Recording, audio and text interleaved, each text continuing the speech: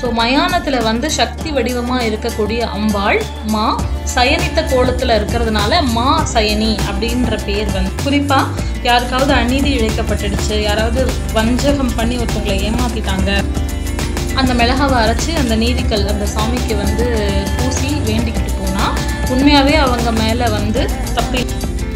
So மக்கள் வந்து இந்த சுவாமியை வந்து எப்படி பார்க்குறாங்கன்னா ஒரு நீதி தேவதை.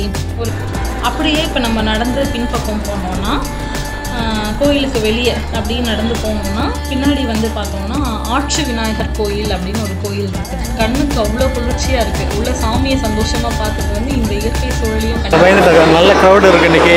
அதில் தான் சாட்டர்டே அப்படின்னு நினச்சிட்டு இருந்தோம், ஆனால் இல்லை. ஒரு பெரிய கடை வீதி இருக்குது, எக்கச்சக்க கடை இருக்குது.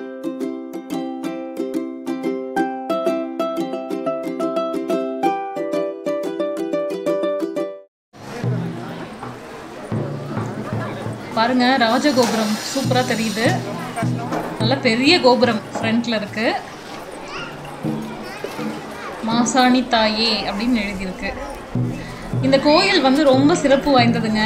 குறிப்பாக இங்கே இந்த பகுதியில் இருக்கவங்களுக்கெல்லாம் வந்து இது இஷ்ட தெய்வம். நிறைய பேருக்கு வந்து குல தெய்வமாக இருக்குதுன்னு நான் கேள்விப்பட்டிருக்கேன். ப்ளஸ் நம்மள மாதிரி கொஞ்சம் தூரத்துலேருந்து வரவங்களும் இந்த கோயிலோட மகிமை தெரிஞ்சு ரொம்ப பிரியப்பட்டு இங்கே வந்து தரிசனம் பண்ணுறதுக்காக வராங்க. அப்படி தான் நம்மளும் வந்திருக்கிறோம். சென்னையிலேருந்து கிளம்பி, நீங்கள் லாஸ்ட் வீடியோவில் பார்த்து தான் தெரிஞ்சிருக்கோம், சென்னையிலேருந்து கிளம்பி கோயம்புத்தூர் வந்து கோயம்புத்தூரில் ரூம் எடுத்து தங்கியிருந்தோம். ஸோ கோயம்புத்தூர்லேருந்து நம்ம இந்த கோயிலுக்கு வர வழி ரொம்ப நல்லா இருக்கும்ன்றதுனால பைக்கில் வரலான்னு சொல்லிட்டு பைக் ரெண்டல் எடுத்துகிட்டு நம்ம பொள்ளாச்சி வழியாக ஆனைமலை மாசாணி அம்மன் கோயிலுக்கு வந்துட்டோம். பைக்கை பார்க் பண்ணிட்டோம். கோயில் கோபுரத்துக்கு முன்னாடி நின்றுட்டுருக்கோம். வாங்க நீங்களும் எங்களோட சேர்ந்து பயணிங்க. நம்ம வந்திருக்கிறோம். இன்றைக்கின்னு பார்த்து ரொம்ப கூட்டம் இல்லை. நாங்கள் வழியில் தான் பேசிகிட்டே வந்தோம் நானும் சாமியும். ஏன்னா நாங்கள் நிறைய வீடியோ பார்த்துருக்கோம். இந்த கோயிலோட வீடியோ ரொம்ப கூட்டமாக இருக்கும். என்ன கஷ்டம்னா நம்ம ரொம்ப தூரத்துலேருந்து வரோமா, வந்து உடனே ஒன் டே பிளான் தானே, வந்து இப்போ மார்னிங் சாமியை பார்க்குறோன்னா கிளம்பிடுவோம், அவ்வளோதான், கிளம்பி அப்புறம் போய்டுவோம். நைட்டே நமக்கு ட்ரெயின் அப்படி இருக்குன்றப்போ சாமியை வந்து சரியாக பார்க்க முடியலன்னா கொஞ்சம் கஷ்டமாக இருக்கும் நமக்கு. அப்படின்னு நினச்சி வேண்டிகிட்டே வந்தேன் நான் வழியெல்லாம். அதுக்கேற்ற மாதிரி பாருங்கள், ரொம்ப வந்து கூட்டம் இல்லை. சரி வாங்க இப்போ உள்ளே போகலாம். அப்படியே நடந்து போய்கிட்டே இந்த கோயில் பற்றி எனக்கு தெரிஞ்ச தகவல்கள், இதோட வரலாறு எல்லாம் எனக்கு தெரிஞ்ச வரையில் நான் உங்ககிட்ட ஷேர் பண்ணிக்கிறேன். இந்த கோயிலில் மாசாணி அம்மன் வந்து சயன கோலம்னு சொல்லக்கூடிய கிடந்த கோலத்தில் பக்தர்களுக்கு காட்சி தராங்க. அதாவது அம்மா படுத்துட்டு இருக்க மாதிரியான அமைப்பை நம்ம இங்கே பார்க்க முடியுது. படுத்தபடி இருக்கிற இந்த அம்மனின் சிலை வந்து கிட்டத்தட்ட 15 அடி நீளம்னு சொல்கிறாங்க. தலையில் வந்து பார்த்திங்கன்னா ஒரு பெரிய தீப்பிழம்பு ஜுவாலை விட்டு எரியிற அந்த தீப்பிழம்பு ஜுவாலா மகுடம் வந்து அவங்க தலையில் கிரீடமாக இருக்குது. இந்த பர்டிகுலராக இந்த அமைப்பே வந்து ரொம்ப சிறப்பு இந்த கோயிலுக்குன்னு சொல்லலாம். ஏன்னா இந்த மாதிரி அம்மன் சிலை இருக்கிற அமைப்புடைய கோயில்கள் நம்ம அதிகம் பார்த்துருக்க மாட்டோம். ஸோ இந்த சிறப்பு வாய்ந்த கோயில் இந்த இடத்துல எப்படி அமைஞ்சது அப்படின்னு பார்த்தோம்னா ஒரு 2 கதை சொல்கிறாங்க. ஒன்று என்னென்னா, இந்த இடம் வந்து முன்னாடி வந்து ஒரு மயானமாக இருந்துச்சான். ஸோ மயானத்தில் வந்து சக்தி வடிவமாக இருக்கக்கூடிய அம்பாள் மா சயனித்த கோலத்தில் இருக்கிறதுனால மா சயனி அப்படின்ற பேர் வந்து நாளடைவில் அந்த பேர் மருவி மா சயனின்ற பேர் மாசாணி அம்மன் கோயிலாக வந்து வந்ததாக ஒரு கதை சொல்கிறாங்க. இன்னொன்று என்னன்னு பார்த்தீங்கன்னா, ஒரு காலத்தில் நன்னன் அப்படின்னு ஒரு மன்னன் இருந்ததாகவும், அந்த மன்னனுக்கு வந்து ஒரு அபூர்வ மாம்பழம் கிடச்சி அதை அவர் வந்து மரமாக வளர்த்துக்கிட்டு வந்ததாகவும், அந்த மரத்துலேருந்து விளையக்கூடிய அந்த அபூர்வ மாம்பழங்கள் அவருக்கு தான் சொந்தம், அவரை தவிர வேற யாராவது அந்த மாம்பழத்தை சாப்பிட்டா அவங்களுக்கு மரண தண்டனை அப்படின்னு அறிவிச்சதாகவும் சொல்கிறாங்க. அந்த ஊரில் வந்து இந்த எதையுமே தெரியாத சயனி அப்படின்ற ஒரு பெண் ஒரு நாள் ஆற்றங்கரையில் குளிச்சுட்டு இருக்கப்போ அவங்களுக்கு வந்து இந்த மரத்துலேருந்து பழுத்து விழுந்த அபூர்வ மாம்பழம் வந்து தண்ணியில் அடிச்சுட்டு வந்து அவங்க கைக்கு கிடைக்குது. அவங்க வந்து தெரியாமல் அதை சாப்பிட்டுட்டதாகவும், இந்த விஷயத்தை தெரிஞ்சு கோபம் அடைந்த மன்னன் வந்து அந்த பெண்ணுக்கு மரண தண்டனை நிறைவேற்றிட்டாங்க. ஸோ ஒரு அநியாயமாக எந்த தப்பும் செய்யாத ஒரு பெண்ணுக்கு மரண தண்டனை வழங்கப்பட்டதுனால அந்த ஊரில் ரொம்ப நாள் மழைலாம் இல்லாமல் ஊர் ரொம்ப வந்து வறுமையில் வாடினதா ஒரு தகவல் சொல்லப்படுது. அதுக்கப்புறம் இந்த அநீதி இழைக்கப்பட்ட இந்த பெண்ணுக்கு ஒரு நடுக்கல், ஒரு நீதிக்கல் அமைச்சு இந்த மாசாணி தாய்கிட்ட வேண்டிக்கிட்டதாகவும், அதுக்கப்புறம் வந்து மழையெல்லாம் வந்து ஊர் சுபிட்சமாக இருந்ததாகவும் ஒரு கதை சொல்கிறாங்க. அந்த நடுக்கல் வந்து இந்த கோயிலில் இன்னும் நீதிக்கல்லாக வந்து வழிபடப்படுது. குறிப்பாக யாருக்காவது அநீதி இழைக்கப்பட்டுடுச்சு, யாராவது வஞ்சகம் பண்ணி ஒருத்தவங்களை ஏமாற்றிட்டாங்க, ஏமாற்றப்பட்டவங்க வந்து இந்த கோயிலுக்கு வந்து இந்த மாசாணி அம்மன் கிட்ட வேண்டிக்கிட்டு இந்த கோயில் வெளியே வந்து மிளகா வந்து விற்கிறாங்க, பேக்கெட்டில் விற்கிறாங்க. அந்த மிளகாவை வாங்கிட்டு வந்து சாமிக்கிட்ட நின்று உண்மையாக வேண்டி அந்த மிளகாவை அரைச்சி அந்த நீதிக்கல் அந்த சாமிக்கு வந்து பூசி வேண்டிக்கிட்டு போனால் உண்மையாகவே அவங்க மேலே வந்து தப்பு இல்லாத பட்சத்தில் அவங்களுக்கு அநீதி இழைக்கப்பட்டிருந்தா 90 நாளுக்குள்ளே அவங்க வேண்டி வந்த அந்த வேண்டுதல் வந்து நிறைவேறதாகவும் அவங்க மேலே அந்த விதிக்கப்பட்ட பழியோ அவங்களுக்கு இழைக்கப்பட்ட அந்த வஞ்சகமோ வந்து சரியாகிறதா இங்கே வந்து ஒரு ஐதீகம் இன்றளவும் வந்து நம்பப்பட்டு மக்களால் வந்து கடைபிடிக்கப்பட்டு வருது. ஸோ இந்த கோயிலில் வந்து இந்த மிளகா அரைச்சி பூசுகிற இந்த நீதிக்கல் வந்து ரொம்பவும் ஃபேமஸ் இருக்குது இன்னும். ஸோ மக்கள் வந்து இந்த சுவாமியை வந்து எப்படி பார்க்குறாங்கன்னா ஒரு நீதி தேவதை, ஒரு இஷ்ட தெய்வம் அப்படின்னு சொல்லி பார்க்குறாங்க. ரொம்ப பேர் விருப்பப்பட்டு வந்து சுவாமியை வந்து கும்பிட்டு போகிறாங்க. கோயிலுக்குள்ளே நுழையும் போதே வந்து ஒரு நல்ல பாசிட்டிவ் எனர்ஜி வந்து நமக்கு வர்றதை நம்மளால் ஃபீல் பண்ண முடியும்.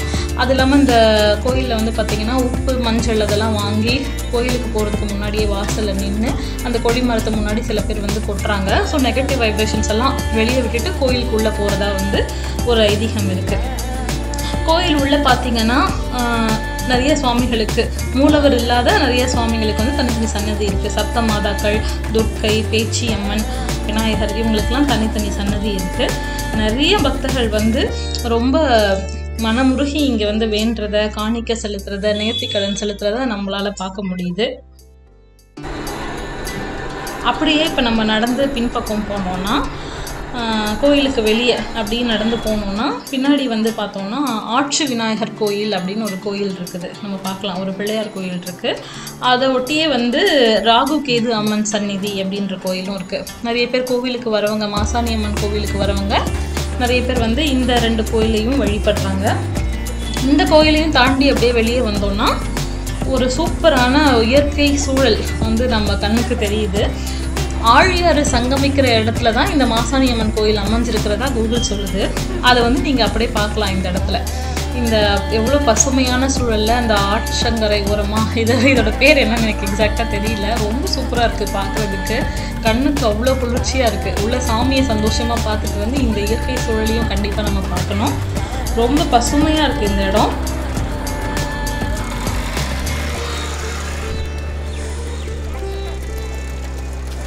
இந்த கோயில் அமைஞ்சு இருக்கிற இடம்னு பார்த்தோன்னா பொள்ளாச்சியிலேருந்து 24 கிலோமீட்டர் தூரமும், கோயம்புத்தூர்லேருந்து வந்தால் 59 கிலோமீட்டர் தூரத்துலையும் இந்த மாசாணி அம்மன் கோயில் அமைஞ்சிருக்கு. ஸோ நேரம் கிடைக்கிறவங்க கண்டிப்பாக இங்கே வந்து பாருங்கள்.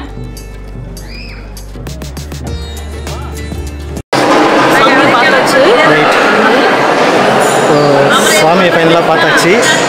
ரொம்ப நல்ல தரிசனம், நல்ல ஃப்ரீயாக இருக்குது கோயில். ரொம்ப கூட்டம் கிடையாது, ரொம்ப காலியாகவும் இல்லை. ஆனால் சாமியை ரொம்ப நல்லா திருப்தியாக பார்க்க முடிஞ்சுது. ரொம்ப கிட்ட போய் நின்று நல்லா ஃப்ரீயாக சாமியை பார்த்து நிறைய வேண்டுதல் இருக்குது. நிறைய வீடியோவை பார்த்தா தான் நாங்கள் பயந்துட்டோம். நல்ல க்ரௌடு இருக்குது இன்றைக்கி, அது இல்லாமல் சாட்டர்டே அப்படின்னு நினச்சிட்டு இருந்தோம். ஆனால் இல்லை, 2 ரோவிலே பார்த்துட்டோம். ஒரு 5 மினிட்ஸில் பார்க்குற மாதிரி இருந்துச்சு. பரவாயில்ல, ரொம்ப நல்லா இருந்துச்சு எக்ஸ்பீரியன்ஸ். முடிஞ்சால் கண்டிப்பாக எல்லோரும் வாங்க. வெளியே போனோன்னா ஒரு பெரிய கடை வீதி இருக்குது, எக்கச்சக்க கடை இருக்குது. இது வந்து கொஞ்சம் பகல் நேரம்ன்றதுனால நிறைய கடை வந்து திறந்தில்லை.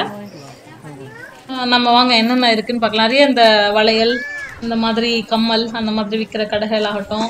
அப்புறம் பிரசாத கடை இருக்குது, நிறையா சாப்பிட்ற ஐட்டங்கள், கூழ் விற்கிற கடை எல்லாம் கூட இருந்துச்சு, பட் மூடி இருந்தது. ப்ளஸ் இங்கே ஹோட்டல் எல்லாம் கூட இருக்குது தங்குறதுக்கு. உன்னோட பேர் என்ன? தபிதா. ஸ்கூல் போறியா? என்ன சைக்கிள் பாலாடி போறியா? சரி, ஒரு ஹாய் சொல்லு. ஓகே, சாமி பார்த்துட்டு வெளியில் வந்தாச்சு, கிளம்ப போகிறோம். அகைன் 2 மணி நேரம் ட்ராவலா? 59 கிலோமீட்டர்ஸ். அகைன் 59 கிலோமீட்டர்ஸ் பைக்கில் தான் போக போகிறோம். பட் ஈவினிங் ரூமில் போயிட்டு கொஞ்சம் ரெஃப்ரெஷ் ஆகிட்டு, ஈவினிங்லாம் இல்லை, போகிறதுக்கே ஈவினிங் ஆகிடும்னு நினைக்கிறேன். எனக்கு தெரிஞ்சு வெயிலில் 2 மணி நேரம் ஆகும் எப்படியும் நமக்கு சாலிடாக. அப்புறம் நம்ம கொஞ்சம் நின்று போவோம். இளநீலாம் இருக்குது வழியில், இளநீ குடிக்கலாம். இங்கே வந்து இளநீ, ஆமாம், இந்த ஊர் ஃபேமஸில் பொள்ளாச்சி இளநீர். ஸோ இளநீலாம் குடிச்சிட்டு ரூமுக்கு போயிட்டு ரெஃப்ரெஷ் ஆகிட்டு ஈவினிங் ஒரு இடத்துக்கு போக போகிறோம். Stay tune. Tata, bye bye.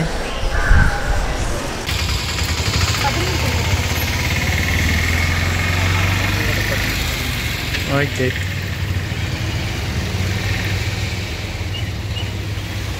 இது இப்போ நொங்குமே சீசன் தானேண்ணா? இல்லை எல்லா டைமுமே கிடைக்குமா? அது வருஷத்துக்கு 10 மாதம். ஓ வருஷத்துக்கு ஓகே ஓகே. அதான் ஃபர்ஸ்ட் டைம் டேஸ்ட் பண்ண போகிறேன். நல்லா இருக்கு. இளநீர் மாதிரியே இருக்கா இல்லை? இளநீரை விட ஸ்வீட்டாக இருக்கு.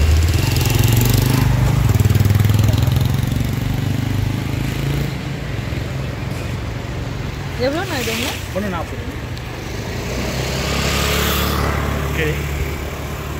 நீங்கள் சக்கரை சேர்த்துங்களா? இது காய்ச்சினா கருப்பட்டி. இது சர்க்கரைலாம் எதுவுமே சேர்க்க முடியாது. இது காய்ச்சினா கருப்பட்டி.